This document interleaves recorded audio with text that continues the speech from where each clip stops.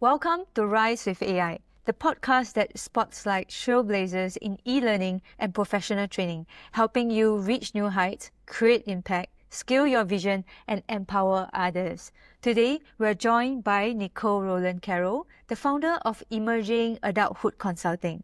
With a background in special education and a specialization in neurodivergence, Nicole has dedicated her career to helping young adults aged 14 to 30 navigate life's transitions, from high school to college, career development, and beyond.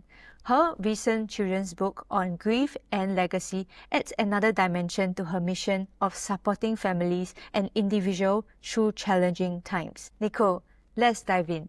What inspired you to start Emerging Adulthood Consulting? Oh, it's many layers. But I got inspired to do emerging adulthood consulting, being in the classroom for a very long time and realizing that there was definitely a deficit missing when a lot of our kiddos were graduating from high school and they were getting stuck, especially those that are ADHD, struggle with anxiety. It was the middleman, my little middle guys that just really struggled with moving on to their next endeavors, and families really had a hard time with helping them. And then it brought me back to, okay, well, I remember when I left high school and I was going to college and I struggled. And my dad was the one who coached me through all of it. And my dad had just passed. And I was like, what a great way to, one, his legacy, take his teachings, take what I've been doing in the classroom, combine them. And then that's how emerging adulthood was born. Wow, wonderful. And so right now, how actually, can you dive deeper also how your father's legacy actually shaped your mission to empower neurodivergent young adults? Really going into the grief process. Everyone grieves differently, so I don't want to say that this is the best way to do it, but for me, it was, how do I keep him alive in my heart, right? I miss him every day. That's never going to go away. However, what can I do every single day to make a better tomorrow? Something that he always told me was, what am I doing today to make a better tomorrow? And so I decided, hey, I'm going to take some things that he has taught me and I'm going to put it into the foundation of this business. And it just made me feel like it's my own hug that I give to myself every single day, part of my grieving process. And this is how I kind of flourished it and built what I have now. So your work focuses on helping neurodivergent individuals navigate transitions like high school to college or even entering the workforce. What are some of the common challenges that you see and how do you address them? The common challenges that I see is definitely confidence. A lot of our guys really struggle with confidence because they were not given certain tools in their bucket, is the best way to explain it. And sometimes it's just kind of breaking things down little by little. They may not understand the full picture, right? So like if you're going to them and you're like, all right, well, here's this task, go ahead, you should know how to do this. They don't have the skill. They have no idea what that means, right? Maybe it's driving, right? And the driving is just so broad to them and they just fixate on such small components. You have to meet them with the small components and teach them each and every way. Like, why is the gear moving? Why do I have to press stop and go? Why do I have to wait for the red light? Why is this person coming in front of me? It's all those things that give them anxiety and shut them down, but you have to meet them where they're at. So you describe your work as a movement to build confidence and also legacy. How do you actually envision this movement evolving in the broader conversations about neurodivergence? I would just love to bring so much more awareness to what this means. I think honestly, a lot of our neurodivergents have a gift. They have a gift in something, right? Whether that's, you know, someone who loves to draw, someone who loves to work with trinkets and figure out how to work on things, right? Whether it's just finding their gift and then taking their gift and running with it, right? Let's not generalize them. Not everyone's going to be cookie cutter, right? And that's the gift. That's the idea, right? Everyone's going to be individualized. And the idea is to take that out of the cookie cutter realm of life and really flourish on that. And then they will create their own future. That's going to be sky's the limit. And that's the idea behind what I'm doing with them, is to build that legacy that's going to move forward. Could you actually share a story about a client or actually a family whose transformation through your consulting left a lasting impression to you? Oh, yes. I'll tell you about, I have actually one client that is a former student of mine. So I've known him since he was in middle school. And when he was leaving high school, he realized high school wasn't for him. And he just decided, I'm leaving high school. But he's so smart. He definitely has a lot to give and to offer. He just struggles because he's ADHD. And sometimes it really takes a lot of effort to be motivated. And, his aunt had reached out to me and was like, can you work with him, And we started with just one step, and that was, okay, we're going to work on you getting your GED. But then we realized GED wasn't what he was working, like really needing at the time. So we worked on getting him a job first. So, So, sorry, got sorry. for audience who doesn't know what is GED, can you elaborate on that? Yes, sorry. Yes. So GED is going to be the alternative version of a high school diploma. Sometimes when a kiddo doesn't finish, school all the way around, this is an alternative way you get tested. And then this is how you get your high school diploma and get credentials. Right. Okay. And then, so anyways, but we went ahead, we got him a job, and then he started flourishing the job, and then he started building confidence, motivation, and that led to him getting his GED test. And then we started working on his driving skills. Now this took a little while. This is not like 6 months and he was cured. This has been taking 2, 3 years. But he just finally got his license, and now he has a promotion coming up at his job that he's been at for 2 years now. And it's just amazing. It's just amazing to watch the growth and the maturity and the confidence build. And I'm just so proud of all of that work. That's so nice to hear, and you definitely have shaped his career as well, and also help him to progress in the working society. Yes, yes, and I'm so excited. And actually, in the workforce, that there also could be, as other company, there might be also employees who have neurodivergence. How do you actually suggest leaders to actually approach these employees? So the one thing I notice in the workforce is sometimes they really generalize their production, right? Whatever the task is, which I get it. Everyone's busy. Everyone has stuff that they have to get done when they're in their jobs. However, if they have someone who's neurodivergent, or showing signs that they're neurodivergent, right?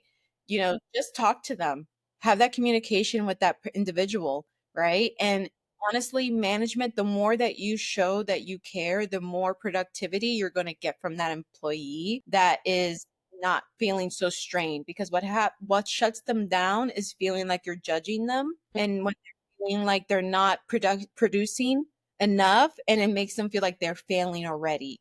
Even if you haven't even said any of those things, it's going through their head. It's processing, it's ruminating, and even if you don't mean that's the intention, they're already thinking that. So you need to come at it with a different lens. Could you give some frameworks that we can actually approach those stuff and actually have a conversation about the work performance? Absolutely.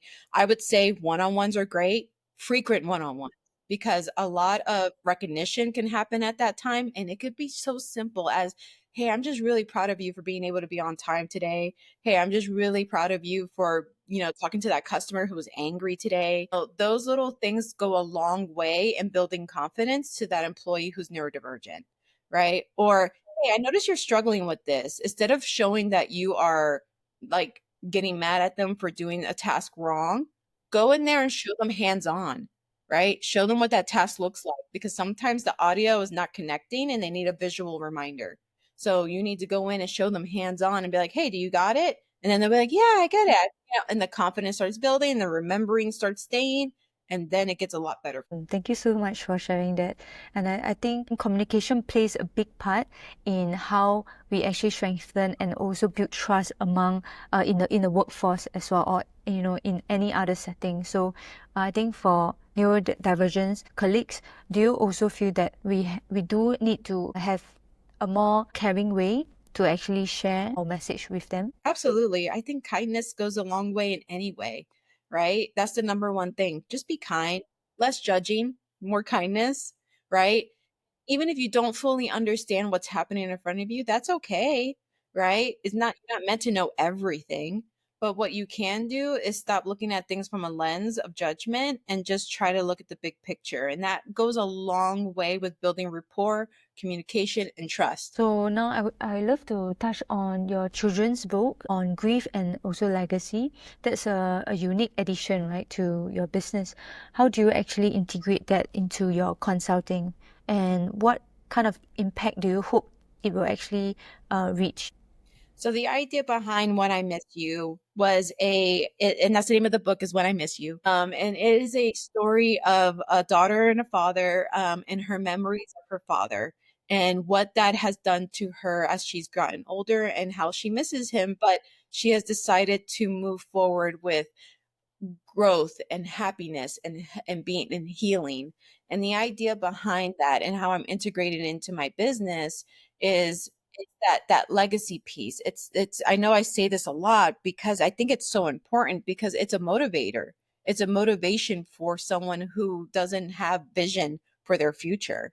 And it's so important to have that vision for yourself because then you're always trying to strive to meet that person you want to see at the other end. And that's the vision that sometimes, our young adults don't even have or families may not even have. And the idea is to put that there because it's reachable, right? And then when you reach for it, okay, what comes next? Right? What's the most exciting thing that's going to be coming after that? And the idea is if you are someone who's going through grief or going through hard times, whatever, this book is supposed to bring that vision to you, right? Of like, okay, I miss them, right? Because a lot of people, when they grieve, they like to put things under the rock and be like, okay, I don't want to think about that because it hurts. Feel it. It's okay to feel it. It's okay to feel all those emotions, right? And get them all out, right? And it's okay to miss them, right? But how do you honor them? How do you honor yourself? How do you honor the relationship you had, right? And then grow from that. Heal, grow, and become the best version of yourself in honor of them. Do you actually see during your work with your clients any different phases of grief that people go through, is there a certain pattern? I noticed that sometimes I like to call it the loop. There's a loop, there's a roundabout, right? And I noticed that sometimes when we get comfortable, we end up staying in the same loop of grief and we just keep ruminating. And there's so many different exits that you could take when you're on this roundabout, but we just get comfortable with driving around it. And sometimes it's scary to go ahead and exit and go to another place, right? And be like, okay, I'm going to feel this emotion today, or I'm going to challenge myself today to do this. And once you realize that the loop is just keeping you in the same place, right? And you're done being in that same pattern and you decide to finally take that exit, that's when you start honestly healing. That's when you start feeling, okay, this is what this journey is teaching me. Okay, this is what this path is going to lead me to, right? And then you start understanding more and more how this is going to become your new future. I'd love to also touch on your business side of and also some of your experience as a solo founder. How do you actually manage your current operations right now? Do you have any tools or systems that actually have been very helpful in running Emerging Adulthood Consulting? Yes, this whole year I have told everyone I'm like a sponge. I'm like, teach me everything that you can. Because I went to school to learn human behavior and special needs. I did not go to school to learn business. So I have no business background. However, doesn't say you can't learn it, right? So I have learned it is very important to have a good team, right? There's people out there who specialize in certain things that you don't specialize. Like I specialize in human behavior. I don't know how to build a website. I trust someone else to build a website. I don't know how to do, the finances part. Someone taught me how to do the finance part. I don't know how to do the certain like going and looking for other things outside of my business scope, like looking for grants, looking for other business adventures. That is not going to be, I have someone for that, right? So it's just knowing how to get their people in line to make you successful, and not put so much burnout. The idea is you don't want burnout, right? And so I already lived through burnout. Why do that to myself again, right? So I have to trust that I have people in my corner who are going to help get me to the next steps. Also, networking is key. Networking is I did not network for 2 years of starting my business, and I was like, "Man, I only have, like, 2 clients and maybe 5 people who like my Facebook business page," right? And I'm like, how is no one knowing that I'm there?" Then I realized I have to network, and networking has been the substantial part of being able to expand my business. Has that been the most effective strategy that actually helped you to increase your visibility? Yes, because it's word of mouth, right? The more people like, know, and trust you, right? And the more visible you are out there, even if no one's understanding what you're saying, right? Them coming into the realm and understanding what your business is. And they're like, oh, you know what? I have someone that you should connect with. Oh, you know what? I know a family that needs your support. And it's all from just networking and collaborating, people knowing that you're out there. So true. So oftentimes as a founder, we are actually just so immersed with our work in front of us, and it's so convenient, right? If you are actually just working with a laptop, and sometimes we forget about other strategies. So it's really sometimes just having conversations like that, you really learn a lot from the other person. And networking is also one of the very good strategy that when you actually network, you not only you also increase your chance of your business success, but at the same time you get to also learn so much from other experts as well. Yes, absolutely. Yeah, because I'm not an expert in anything, right? You just need to learn from others. So, are there any conference that you actually attend, or any particular groups that you actually join? So I have two groups that I'm a part of that I really, really I honed in. Every month I'm there. I'm going to be a part of it. That's going to be the Shepreneur Network that's here in my local area, and then I'm part of the E-Woman Network as well. And I have learned a lot. They both bring two different strategies, and they have really leveled it out. And the thing I love about them though is that it's woman empowerment.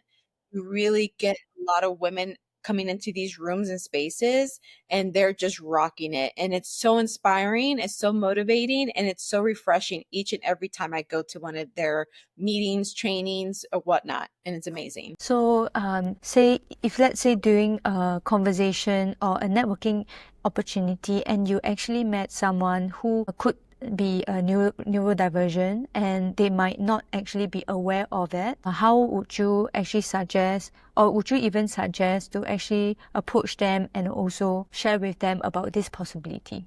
You know, that's funny that you brought that up because that's happened a few different times because a lot of adults go through life not realizing that they have neurodivergence, right? I actually have a best friend who just got diagnosed ADHD about 2 years ago, and she's in her 30s. Yeah. um, and so I realize sometimes when I'm in networking events and I'm talking to people, I'm like, oh yeah, your executive functioning skills are off. This is why you're struggling with keeping your stuff together, you know. And I have had conversations with people and be like, here are some ways you can help yourself build some systems. Doesn't have to be super hard, and it's just building some systems to stay organized and keeping yourself to get like the to-do list, or maybe making a calendar, or maybe just being able to know that, hey, I know I need to take this task on for this day and do this task on another day, right? Instead of doing all of it all at once. So I have had conversations with some of the networking people that I worked with to help them. Could you share some of that systems and tools that you actually recommended?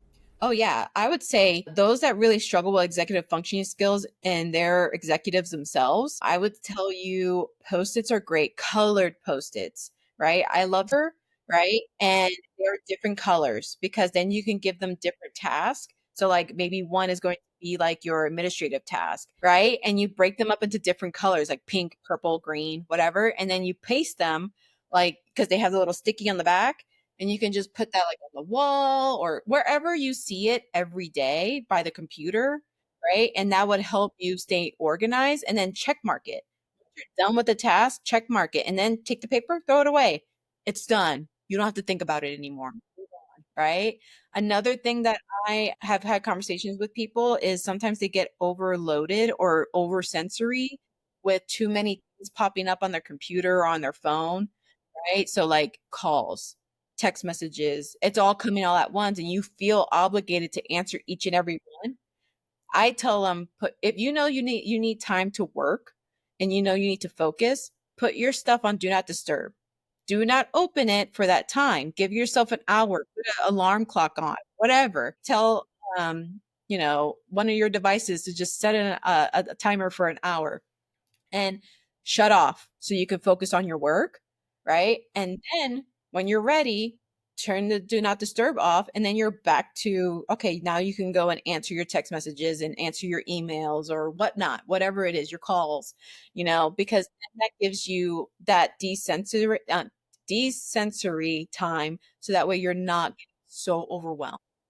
That is actually very, very useful tools even for people who are not neurodivergent. But so it sounds like for people who are neurodivergent, they do need to actually have a more selective routine or a more focused routine so that they can actually get the work done. I think that's what people that are working with neurodivergence colleagues, they should also be aware of, right? That you mentioned just now. Yes, absolutely.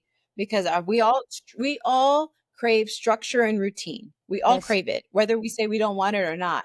It makes it so much easier to function throughout the day. So let's say some adult, right? They hit the 30s, and then where can they actually go and get themselves tested? If let's say they feel like, oh, yeah, where can they actually go and have professional consultation to actually check if they are actually diagnosed with neurodivergent symptoms?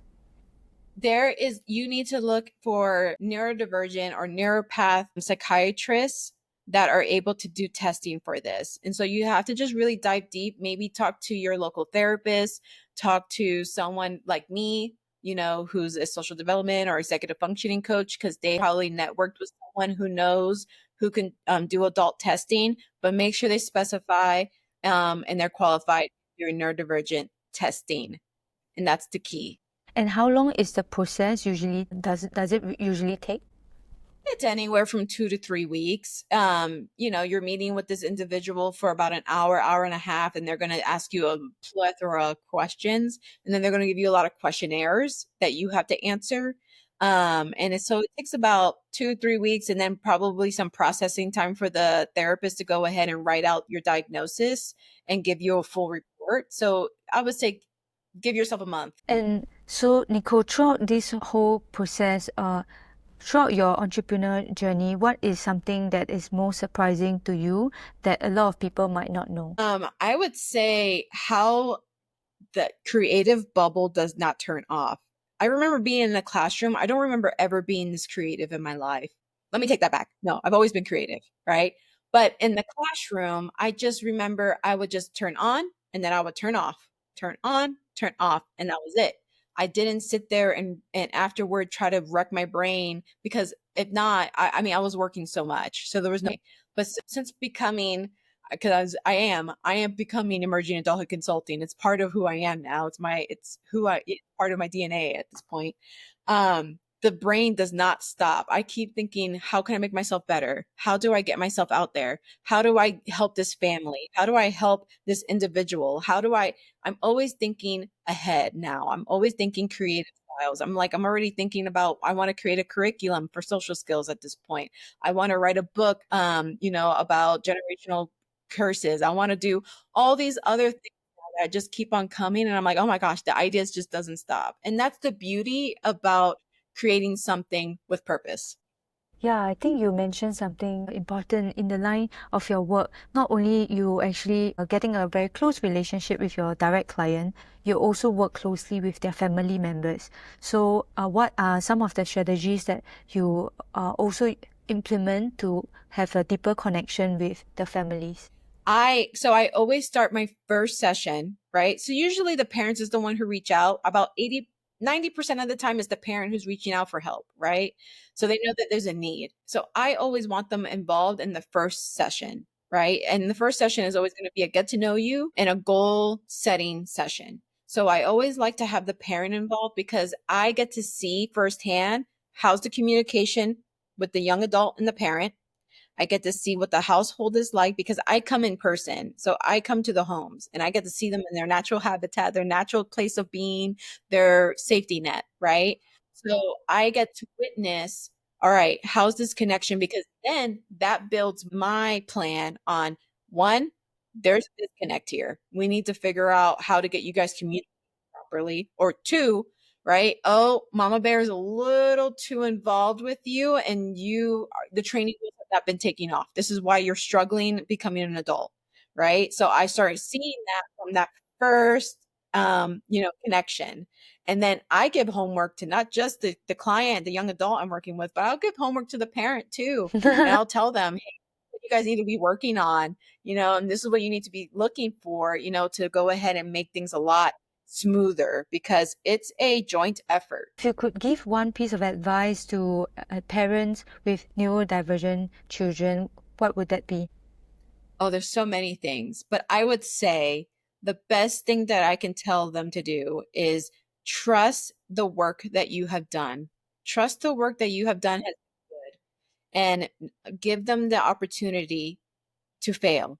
It's okay for them to fail because that's how they learn, that's how they grow, and that's how they become independent. If you want them to be independent, you got to let them fall and then they'll pick themselves back up, just like when they were learning how to walk, right? When they were learning how to walk, they fell and they picked themselves back up. Let them do that. And it's okay. Trust the work. And I would love to know what are your primary goals for Emerging Adulthood Consulting for the next 6 to 12 months? And what steps are you actually taking to achieve them, particularly in terms of expanding your movement? I'm for the next 6 to 12 months, I would love to get into more schools. I want to help schools that are having kiddos that are graduating. And I want to be that person that helps them with the first step. I want them to be the welcome committee to adulting. The next thing is I want to be in more speaking engagements. I want to talk more about exactly what you and I talked about today. I want to go more in depth in that and do more trainings on that. I would love to be able to do even a training for teachers in high school on how to recognize and deal with neurodivergent, because not a lot of teachers are fully prepared or taught how to deal with these in the classroom, especially when there's so many kids in one classroom. And then another thing I would love to do is do more workshops, and get more young adults into a room together in some type of setting to start building more social skills and communication skills, from that. And then I want to work with families. I want families to know that, hey, this is a support system out here. You're not alone and we're here to help guide you. And I want that becoming more and more clusters of movements as the next 6 to 12 months continue. Brilliant. I can hear your passion in actually leading this movement. So there's no doubt that you'll actually achieve all of that. So we'll actually end off this podcast with some rapid questions that I've prepared for you. So Nicole, just answer with any first answer, right, in your mind. Are you ready for that? Okay. Go for it.